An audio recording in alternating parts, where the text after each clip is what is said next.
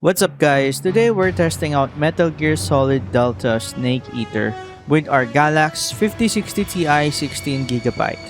Let's go ahead and check it out. So this is currently high quality at 1080p native. I have a 1440p monitor by the way. And we're getting pretty good frame rates at the start with 32GB of RAM, 3200 MHz, and a RYZEN 5700X. Okay, here we're getting a bit of a slowdown. It drops around 40. Maybe you'll get a better performance if you get an X3D CPU or the newer Ryzen generation, but it's pretty much playable. If you don't have the FPS counter displayed, you won't even notice it. The GPU utilization is around 97%. Wow, I wonder how much VRAM does it consume. Okay, we're getting about 50 FPS here. Yeah, I see the drops already. It isn't really that stable. 5060 Ti 16GB should be able to run this at 1080p ultra settings at native without any issues. But look at where we are now. NVIDIA, right? Optimization sucks today, right? Anyway, so we're pretty much at 45 to 55 FPS.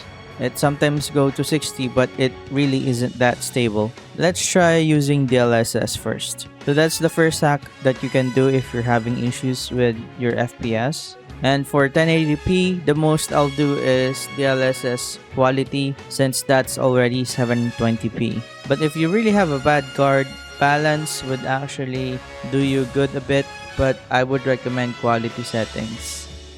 And again, this is the highest settings that we can do. Okay, so this is DLSS quality and we're getting a stable 60 FPS. So using DLSS quality will fix any issues you're getting and stabilize it a bit. But it sometimes looks like dropping down to 53, but it still looks good. And GPU utilization looks like it's still high. It's jumping around 80 to 90 plus. You might be able to check how much VRAM it consumes using my task manager. And it says here it's only using 7.1 gigabytes. So 8GB VRAM will suffice for 1080p. But I'm not really sure why they capped this at 60 FPS because maybe they wanted to lock it so they can hide any issues when you're playing it on high FPS.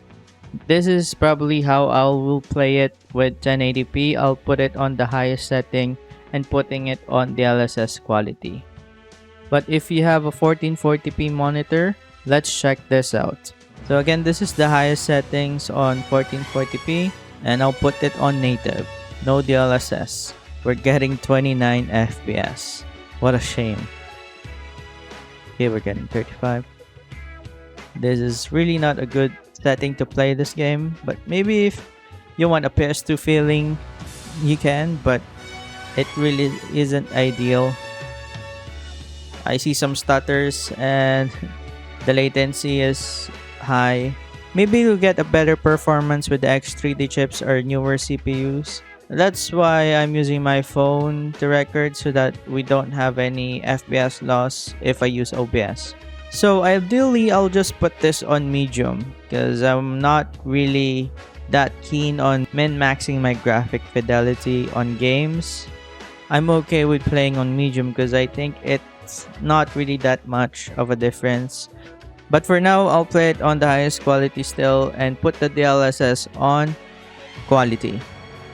Dropping it down, it went to 41 and we're getting around 41 to 50 FPS here. It's okay, but isn't ideal. What I would do is, since you can force the DLSS transformer model with this game using the NVIDIA app, I'll put it on performance because the transformer model has a good quality. Even though if you put it on performance mode, it's almost as if it's close to native. Actually, my eyes don't see any difference between native and DLSS transformer model performance. And even in Cyberpunk, I do this. Now the latency is low. And this is maybe the ideal way to play it. I'm getting a stable 60 FPS. But if you really want to have the DLSS on quality, I'll just put the graphics on balance and put the DLSS on quality, and looks like we're still getting a good FPS here, and I don't really see any difference with the graphic fidelity. Pretty much with any Unreal Engine 5 games, you won't notice that much of a difference between the highest setting to the second to the highest setting. But yeah, this is how I'll play it. I'll put the graphic fidelity to medium and put the DLSS on quality. And again, we're getting 60 FPS. And by the way, guys, don't be afraid of using DLSS or FSR. It's there for a reason. It makes our shitty graphic cards run better for newer generation of games. It's kind of sad though, because 5060 Ti isn't really a shitty graphic card, and some of the older gen aren't shitty as well. I mean, I should have expect 5060 Ti to play this on 1440p native or even 1080p ultra native without any frame drops. But I guess developers are really shitty at optimizing their games already, and I hope this changes in the future. But right now, that's the whole story of the gaming industry. They're getting more lazy each year. That's why sometimes I miss Unreal Engine 4. Don't you guys miss it too? It's really well optimized, and developers usually have a higher creative input when it comes to games. Now they're really dull, and I just miss those games where a 1060 can play almost every game. Okay, this is how I'll play it. And again, what I would recommend for 1080p is to just play it on DLSS quality ultra settings, or maybe just turn it down one notch and use medium settings, and you should be able to get around the stable 60 FPS using the 5060 Ti.